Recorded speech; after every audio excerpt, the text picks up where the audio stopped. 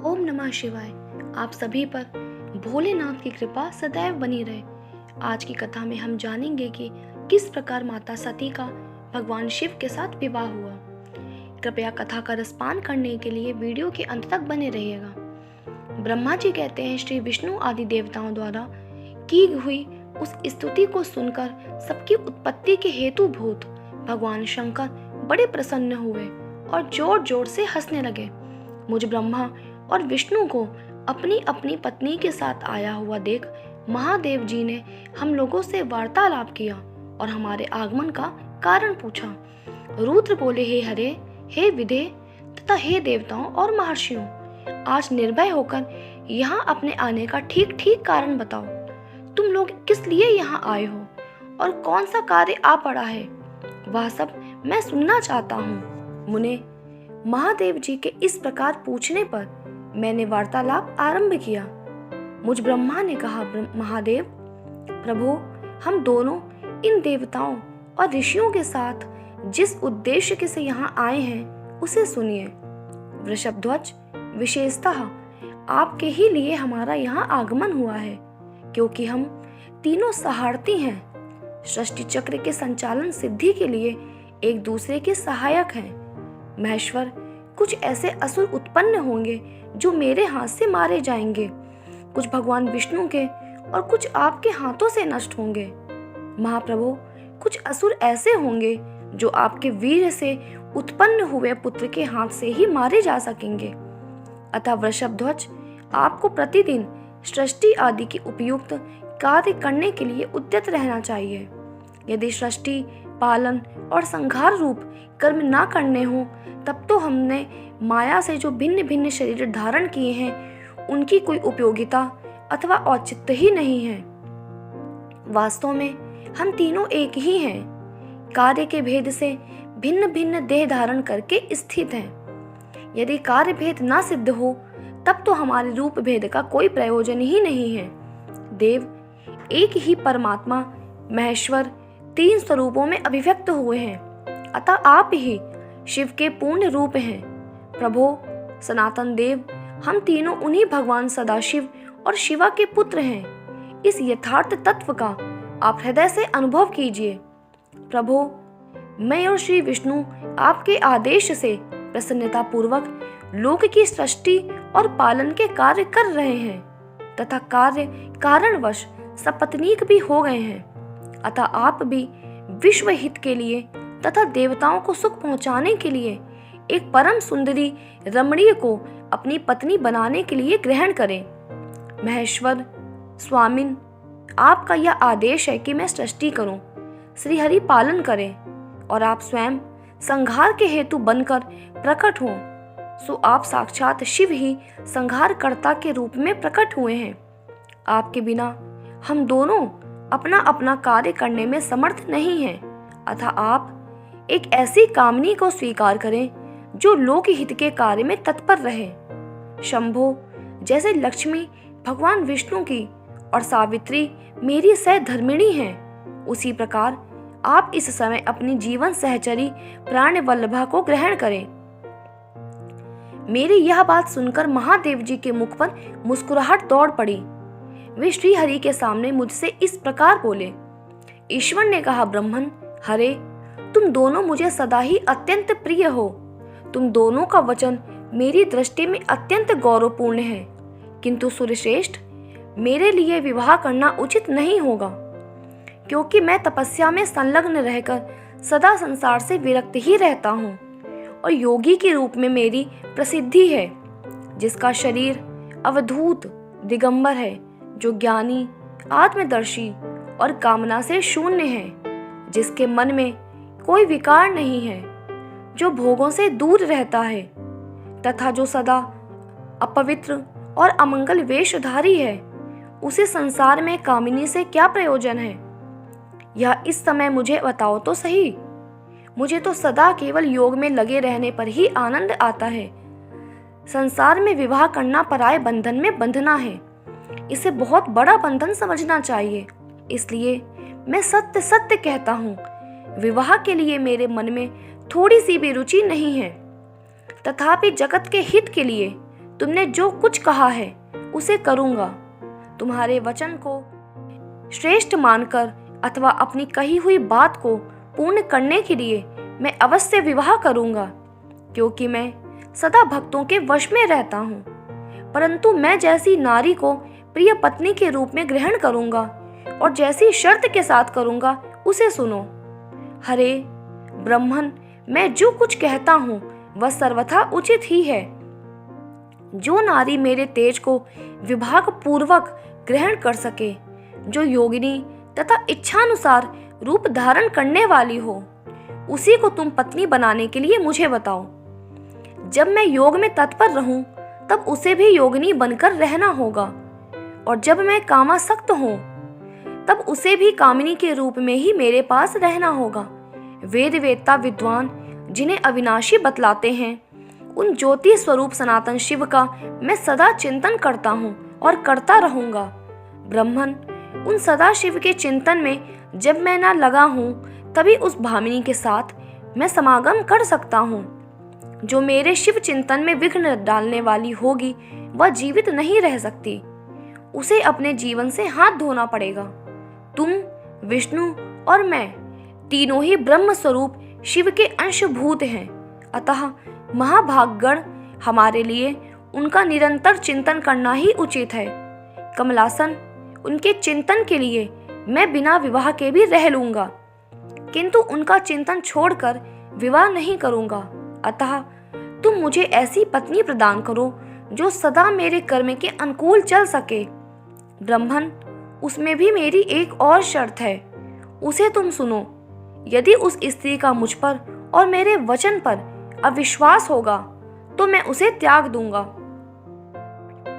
उनकी यह बात सुनकर मैंने और श्री हरि ने मंद मुस्कान के साथ मन ही मन प्रसन्नता का अनुभव किया। फिर मैं विनम्र होकर बोला, नाथ, महेश्वर, प्रभो, आपने जैसी नारी की खोज आरंभ की है वैसी ही स्त्री के विषय में मैं आपको प्रसन्नता पूर्वक कह रहा हूँ। साक्षात सदाशिव की धर्म पत्नी जो उमा है, वे ही जगत का कार्य सिद्ध करने के लिए भिन्न भिन्न रूप में प्रकट हुई हैं। प्रभो, सरस्वती और लक्ष्मी, ये दो रूप धारण करके वे पहले ही यहाँ आ चुकी हैं। इनमें लक्ष्मी तो श्री विष्णु की प्राण वल्लभा हो गई और सरस्वती मेरी। अब हमारे लिए वे तीसरा रूप धारण करके प्रकट हुई हैं। प्रभो, लोक हित का कार्य करने की इच्छा वाली देवी शिवा दक्ष पुत्री के रूप में अवतीर्ण हुई हैं। उनका नाम सती है। सती ही ऐसी भार्या हो सकती हैं जो सदा आपके लिए हितकारिणी हो। देवेश, महातेजस्विनी सती आपके लिए दृढ़ता पूर्वक कठोर व्रत का पालन करती हुई तपस्या कर रही हैं।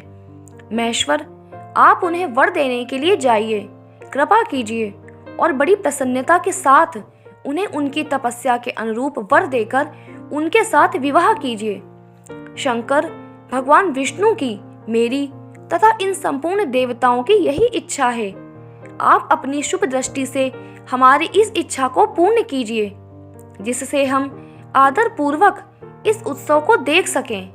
ऐसा होने से तीनों लोकों में सुख देने वाला परम मंगल होगा और सबकी सारी चिंता मिट जाएंगी, इसमें संशय नहीं है। तब भक्त वत्सल भगवान शिव ने हंसकर कहा, बहुत अच्छा, ऐसा ही होगा।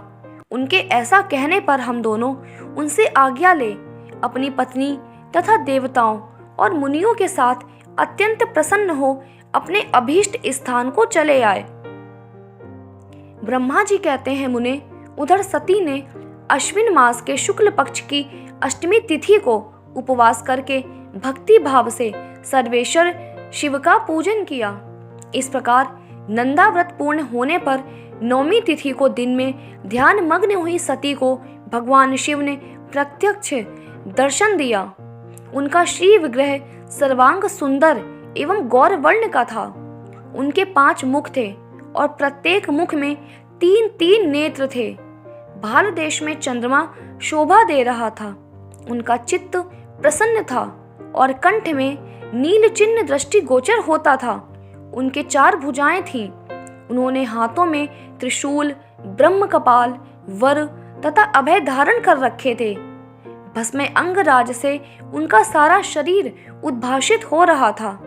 गंगा जी उनके मस्तक की शोभा बढ़ा रही थी। उनकी अंक कांति करोड़ों कामदेवों को तिरस्कृत कर रही थी। सती ने ऐसे सौंदर्य माधुर्य से युक्त प्रभु महादेव जी को प्रत्यक्ष देखकर उनके चरणों की वंदना की। उस समय उनका मुख लज्जा से झुका हुआ था। तपस्या के पुंज का फल प्रदान करने वाले महादेव जी उन्हीं के लिए कठोर व्रत धारण करने वाली सती को पत्नी बनाने के लिए प्राप्त करने की इच्छा रखते हुए भी उनसे इस प्रकार बोले। महादेव जी ने कहा, दक्ष नंदिनी, मैं तुम्हारे इस व्रत से बहुत प्रसन्न हूँ, इसलिए कोई वर मांगो। तुम्हारे मन को जो अभीष्ट होगा वही वर मैं तुम्हें दूंगा। ब्रह्मा जी कहते हैं, मुने जगदीश्वर महादेव जी यद्यपि सती के मनोभाव को जानते थे तो भी उनकी बात सुनने के लिए बोले, कोई वर मांगो। परंतु सती लज्जा के अधीन हो गई थी, इसलिए उनके हृदय में जो बात थी उसे वे स्पष्ट शब्दों में कह ना सकी। उनका जो अभीष्ट मनोरथ था वह लज्जा से आच्छादित हो गया था। प्राणवल्लभ शिव का प्रिय वचन सुनकर सती अत्यंत प्रेम में मग्न हो गई। इस बात को जानकर भक्त वत्सल भगवान शंकर बड़े प्रसन्न हुए और शीघ्रता पूर्वक बारंबार कहने लगे, वर मांगो, वर मांगो।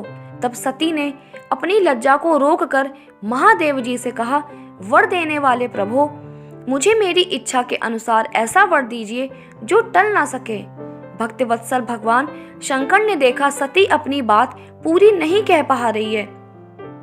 तभी वे स्वयं ही उनसे बोले, देवी तुम मेरी भार्या हो जाओ। अपने अभीष्ट फल को प्रकट करने वाले उनके इस वचन को सुनकर आनंद मग्न हुई सती चुपचाप खड़ी रह गईं, क्योंकि वे मनोवांछित वर पा चुकी थीं। फिर दक्ष कन्या प्रसन्न हो दोनों हाथ जोड़ मस्तक झुका भक्त वत्सल शिव से बारंबार कहने लगी। सती बोली, महादेव प्रभो जगतपते, आप मेरे पिता को कहकर वैवाहिक विधि से मेरा पाणी ग्रहण करें। ब्रह्मा जी कहते हैं, नारद, सती की यह बात सुनकर भक्त वत्सल महेश्वर ने प्रेम से उनकी ओर देखकर कहा, प्रिय ऐसा ही होगा। तब दक्ष कन्या सती भी भगवान शिव को प्रणाम करके भक्ति पूर्वक विदा मांग जाने की आज्ञा प्राप्त करके मोह और आनंद से युक्त हो माता के पास लौट गईं। इधर भगवान शिव भी हिमालय पर अपने आश्रम में प्रवेश करके दक्ष कन्या सती के वियोग से कुछ कष्ट का अनुभव करते हुए उन्हीं का चिंतन करने लगे। देवर्षे फिर मन को एकाग्र करके भगवान शंकर ने मन ही मन मेरा स्मरण किया। त्रिशूलधारी महेश्वर के स्मरण करने पर उनकी सिद्धि से प्रेरित हो मैं तुरंत ही उनके सामने जा खड़ा हुआ। तात हिमालय के शिखर पर जहाँ सती के वियोग का अनुभव करने वाले महादेव जी विद्यमान थे, वहीं मैं सरस्वती के साथ उपस्थित हो गया। देवर्षे सरस्वती सहित मुझे आया देख सती के प्रेम पाश में बंधे हुए शिव उत्सुकता पूर्वक बोले। शंभु ने कहा, ब्राह्मण, मैं जब से विवाह के कार्य में स्वार्थ बुद्धि कर बैठा हूँ तब से अब मुझे इस स्वार्थ में ही स्वत्व सा प्रतीत होता है। दक्ष कन्या सती ने बड़ी भक्ति से मेरी आराधना की है। उसके नंदाव्रत के प्रभाव से मैंने उसे अभीष्ट वर देने की घोषणा की है। ब्राह्मण, तब उसने मुझसे यह वर मांगा कि आप मेरे पति हो जाइए। यह सुनकर सर्वथा संतुष्ट हो मैंने भी कह दिया कि तुम मेरी पत्नी हो जाओ। तब दक्षायणी सती मुझसे बोली, जगतपते, आप मेरे पिता को सूचित करके वैवाहिक विधि से मुझे ग्रहण करें। ब्राह्मण, उसकी भक्ति से संतोष होने के कारण मैंने उसका वह अनुरोध भी स्वीकार कर लिया। विधाता, तब सती अपनी माता के घर चली गई और मैं यहाँ चला आया। इसलिए तुम मेरी आज्ञा से दक्ष के घर जाओ और ऐसा यत्न करो जिससे प्रजापति दक्ष शीघ्र ही मुझे अपनी कन्या का दान कर दें। उनके इस प्रकार आज्ञा देने पर मैं कृतकृत्य और प्रसन्न हो गया तथा उन्हें विश्वनाथ से इस प्रकार बोला, मुझ ब्रह्मा ने कहा, भगवान शंभो, आपने जो कुछ कहा है उस पर भली भांति विचार करके हम लोगों ने पहले ही उसे सुनिश्चित कर दिया है। वृषभध्वज, इसमें मुख्यतः देवताओं का और मेरा भी स्वार्थ है। दक्ष स्वयं ही आपको अपनी पुत्री प्रदान करेंगे, किंतु आपकी आज्ञा से मैं भी उनके सामने आपका संदेश कह दूंगा। महादेव जी से ऐसा कहकर मैं अत्यंत वेगशाली रथ के द्वारा दक्ष के घर जा पहुंचा। नारद जी ने पूछा, विधाता बताइए, जब सती घर पर लौट कर आई तब दक्ष ने उनके साथ क्या किया? ब्रह्मा जी ने कहा, तपस्या करके मनोवांछित वर पाकर सती जब घर को लौट गईं, तब वहां उन्होंने माता पिता को प्रणाम किया। सती ने अपनी सखी के द्वारा माता पिता को तपस्या संबंधी सब समाचार कहलवाया। सती ने यह भी सूचित करवाया कि सती को महेश्वर से वर की प्राप्ति हुई है। वे सती के भक्ति से बहुत संतुष्ट हुए हैं। सखी के मुख से सारा वृत्तांत सुनकर माता पिता को बड़ा आनंद प्राप्त हुआ और उन्होंने महान उत्सव किया। उदार चेता दक्ष और महामनस्विनी वीरिणी ने ब्राह्मणों को उनकी इच्छा के अनुसार द्रव्य दिया तथा अन्यान्य अंधों और दीनों को भी धन बांटा। प्रसन्नता बढ़ाने वाली आपकी पुत्री को हृदय से लगाकर माता वीरिणी ने आनंद मग्न होकर उसकी बारंबार प्रशंसा की। तदनंतर कुछ काल व्यतीत होने पर धर्मज्ञों में श्रेष्ठ दक्ष इस चिंता में पड़े कि मैं अपनी इस पुत्री का विवाह भगवान शंकर के साथ किस तरह करूं। महादेव जी प्रसन्न होकर आए थे, पर वे तो चले गए। अब मेरी पुत्री के लिए फिर वे कैसे यहाँ आएंगे? यदि किसी को शीघ्र ही भगवान शिव के निकट भेजा जाए तो यह भी उचित नहीं जान पड़ता, क्योंकि यदि वे इस तरह अनुरोध करने पर भी मेरी पुत्री को ग्रहण ना करें तो मेरी याचना निष्फल हो जाएगी।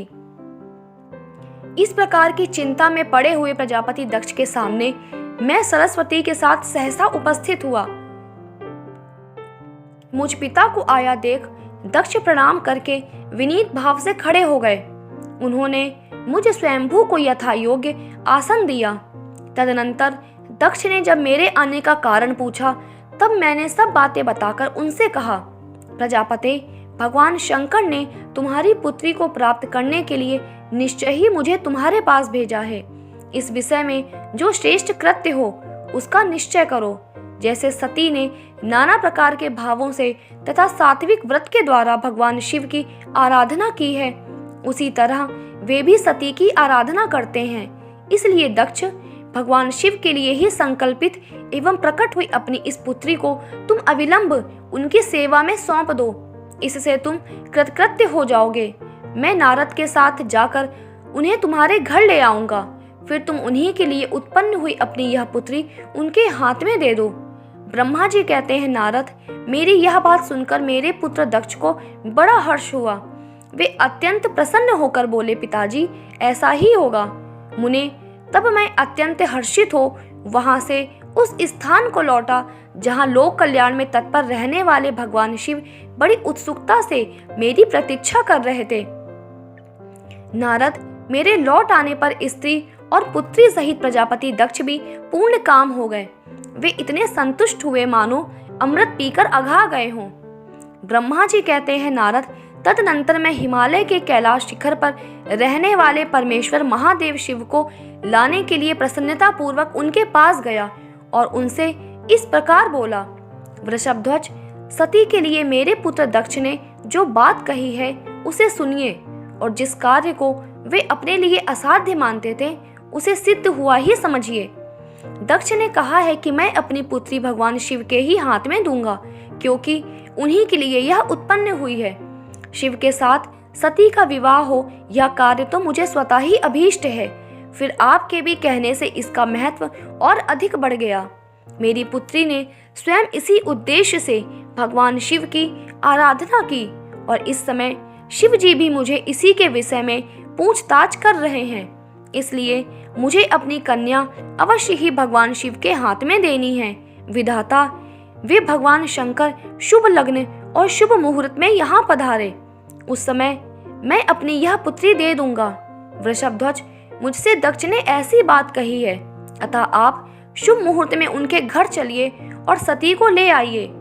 मुने, मेरी यह बात सुनकर भक्त वत्सल रुद्र हंसते हुए मुझसे बोले, संसार की सृष्टि करने वाले ब्रह्मा जी, मैं तुम्हारे और नारद के साथ ही दक्ष के घर चलूंगा। अतः नारद का स्मरण करो, अपने मरीचि आदि मानस पुत्रों को भी बुला लो। विधे, मैं उन सबके साथ दक्ष के निवास स्थान पर चलूंगा। मेरे पार्षद भी मेरे साथ रहेंगे। नारद, भगवान शिव के इस प्रकार आज्ञा देने पर मैंने तुम्हारा और मरीचि आदि पुत्रों का भी स्मरण किया। मेरे याद करते ही तुम्हारे साथ मेरे सभी मानस पुत्र मन में आदर की भावना लिए शीघ्र ही वहां आ पहुंचे। उस समय तुम सब लोग हर्ष से उत्फुल्ल हो रहे थे। फिर रुद्र के स्मरण करने पर शिव भक्तों के सम्राट भगवान विष्णु भी अपने सैनिकों तथा कमला देवी के साथ गरुड़ पर आरूढ़ हो तुरंत वहां आ गए। तदनंतर चैत्र मास के शुक्ल पक्ष की त्रयोदशी तिथि में रविवार को पूर्वा फाल्गुनी नक्षत्र में मुझ ब्रह्मा और विष्णु आदि समस्त देवताओं के साथ महेश्वर ने विवाह के लिए यात्रा की। मार्ग में उन देवताओं और ऋषियों के साथ यात्रा करते हुए भगवान शंकर बड़ी शोभा पा रहे थे। वहां जाते हुए देवताओं, मुनियों तथा आनंद मग्न मन वाले प्रमथ गणों का रास्ते में बड़ा उत्सव हो रहा था। भगवान शिव की इच्छा से वृषभ, व्याघ्र, सर्प, जटा और चंद्रकला आदि सबके सब उनके लिए यथा योग्य आभूषण बन गए। तदनंतर वेग से चलने वाले बलवान बलिवर्द नंदिकेश्वर पर आरूढ़ हुए महादेव जी श्री विष्णु आदि देवताओं को साथ लिए क्षण भर में प्रसन्नता पूर्वक दक्ष के घर जा पहुंचे। वहां प्रजापति दक्ष समस्त आत्मीय जनों के साथ भगवान शिव की अगवानी के लिए उनके सामने आए। उस समय उनके समस्त अंगों में हर्षजनित रोमांच हो आया था।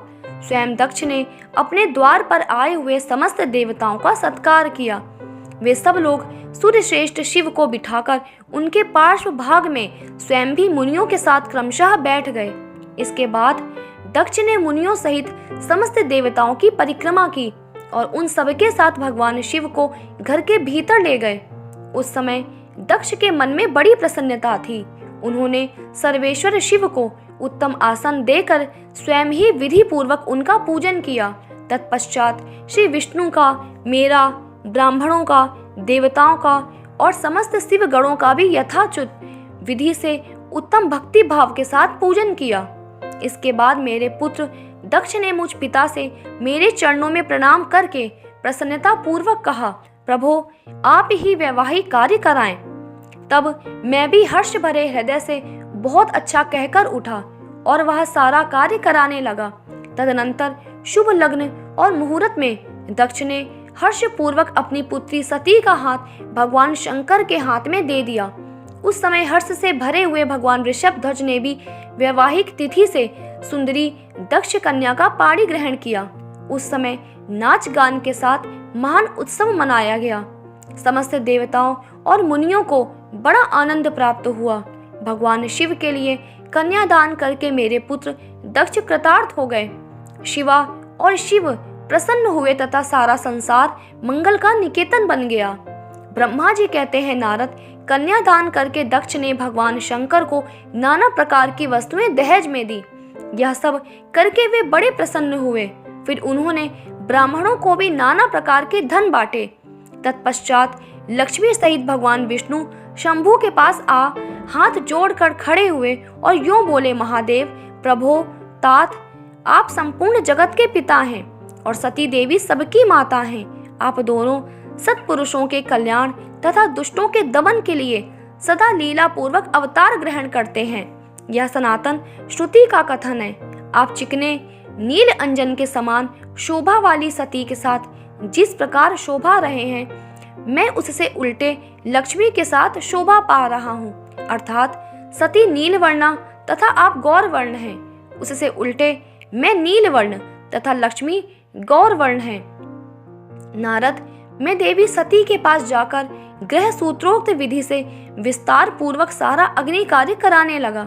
मुझ आचार्य तथा ब्राह्मणों की आज्ञा से शिवा और शिव ने बड़े हर्ष के साथ विधि पूर्वक अग्नि की परिक्रमा की।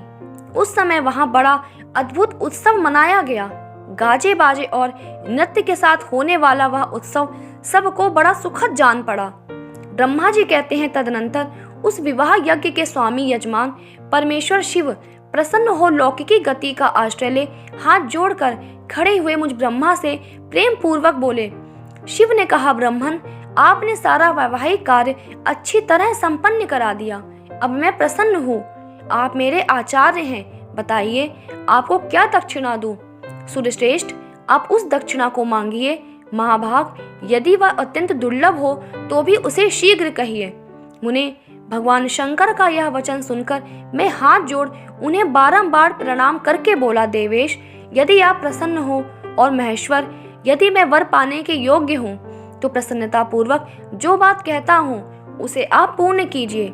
महादेव, आप इसी रूप में इसी वेदी पर सदा विराजमान रहें, जिससे आपके दर्शन से मनुष्यों के पाप धुल जाएं।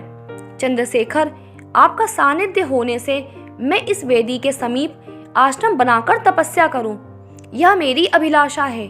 चैत्र के शुक्ल पक्ष की त्रयोदशी को पूर्वा फाल्गुनी नक्षत्र में रविवार के दिन इस भूतल पर जो मनुष्य भक्ति भाव से आपका दर्शन करे, उसके सारे पाप तत्काल नष्ट हो जाएं। मेरी यह बात सुनकर भगवान शिव ने प्रसन्न चित्त से कहा, विधाता, ऐसा ही होगा। ऐसा कहकर पत्नी सहित भगवान शिव अपनी अंश रूपणी मूर्ति को प्रकट करके वेदी के मध्य भाग में विराजमान हो गए। तत्पश्चात परमेश्वर शंकर दक्ष से विदा ले अपनी पति के साथ कैलाश जाने को उद्यत हुए।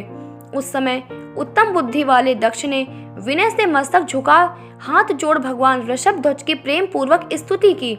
फिर श्री विष्णु आदि समस्त देवताओं, मुनियों और शिवगणों ने नमस्कार पूर्वक नाना प्रकार की स्तुति करके बड़े आनंद से जय जयकार किया।